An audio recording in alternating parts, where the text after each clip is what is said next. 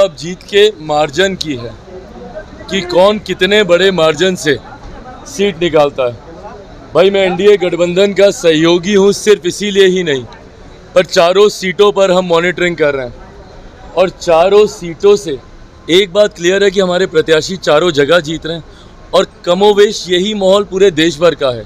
लगभग 102 सीटों के आसपास देश भर में भी मतदान चल रहा है, तो यही माहौल मोर और लेस देश भर में भी है। बट बिहार का मैं दावे के साथ मैं ज़रूर कह सकता हूँ कि 4 की 4 सीटें जीत रहे हैं और यहाँ से जो माहौल तैयार होगा वो आपको अगले 7 चरण में दिखाई देगा। और कारण भी है, जिस एकजुटता के साथ एनडीए के तमाम घटक दलों ने, हम लोगों ने मिलकर चुनाव प्रचार किया, तमाम एनडीए के गठबंधन के घटक दलों के वरिष्ठ नेताओं ने, खुद प्रधानमंत्री ने यहाँ पर सभाएं की हैं। ऐसे में आप मुझे बता दीजिए इंडिया अलायंस के कौन लोग आए? क्या उनके कांग्रेस का कोई बड़ा नेता आया क्या यहाँ पर? राहुल जी को तो अभी तक फुर्सत नहीं मिली आने की, पहले चरण का चुनाव हो गया, इनके वाम दलों के बड़े कोई नेता यहाँ पर नहीं आए, तो वो गंभीरता नहीं है।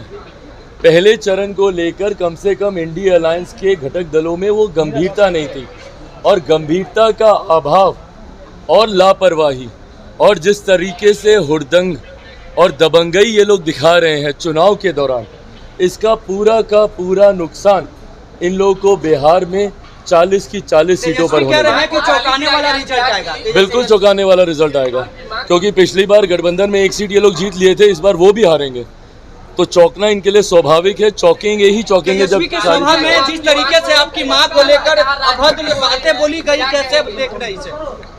भाई पहली बात तो मेरे लिए ये सेंसिटिव मैटर है।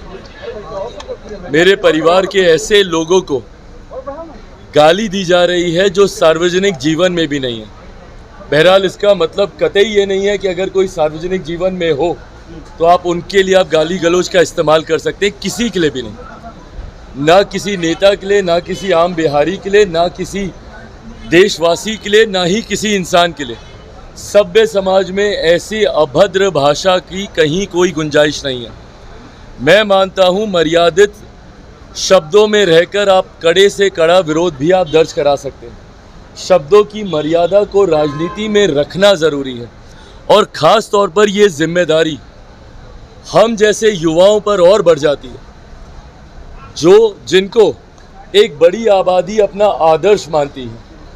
ऐसे में हम लोग का पब्लिक कंडक्ट, सार्वजनिक आचरण जो हम लोग का रहता है वो बहुत मायने रखता है, क्योंकि लोग उसको एज एन एग्जाम्पल लेते हैं कि नेता ये कर रहा है मैं भी ये करूँगा। आपकी खामोशी, मौन समर्थन रहा उन असामाजिक तत्वों के लिए जो आपके सामने गाली दे रहे थे, और आप उस पर कार्रवाई करने की बजाय या कोई कड़ा वक्तव्य देने की बजाय आप क्या कहते हैं कि मैंने सुना नहीं। आप क्या कहते हैं कि ये छोटी बातों को तूल नहीं देना चाहिए। भाई खून खौलता है और मुझे लगता है हर बेटे हर बेटी का खून खौलेगा अगर किसी के भी माँ को इस तरीके से गाली दी जाएगी। किसी के भी साथ ये घटना होगी, हर किसी का खून खौलेगा। मैं तब भी बहुत संयमित तरीके से अपनी बातों को रख रहा हूँ, पर इन बातों पर दुख या कार्रवाई करना तो दूर, इसको कवर अप करने का प्रयास किया जा रहा है और इसको ढकने का प्रयास किया जा रहा है, ये बोलकर कि ऐसी बातों को तूल नहीं दिया जाना चाहिए। ये आपकी मानसिकता को दर्शाता है।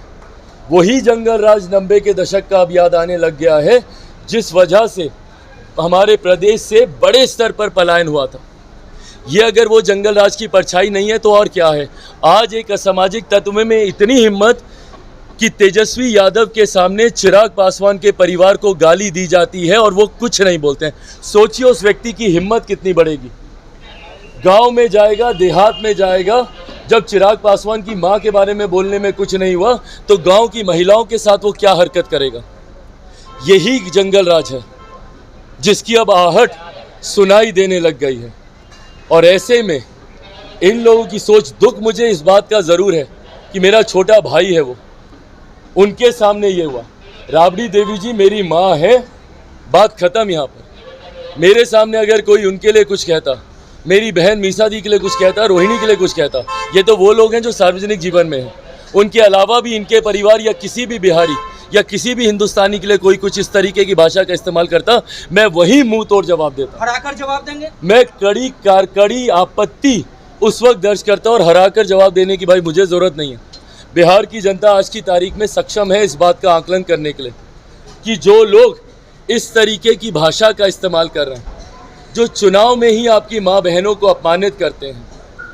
अभी नवरात्रि का त्यौहार बीता है, मातृशक्ति का पूजन हम लोगों ने किया है। मातृशक्ति, उस शक्ति की इन्होंने किस तरीके से इन्होंने उन्हीं का अपमान करने का काम किया। नवरात्रि के पहले दिन मछली लहराकर और नवरात्रि के आखिरी दिन मातृशक्ति को गाली दिलवाकर, ये इनके संस्कारों को दिखा रहा है, आरजेडी के कल्चर को दिखा रहा है।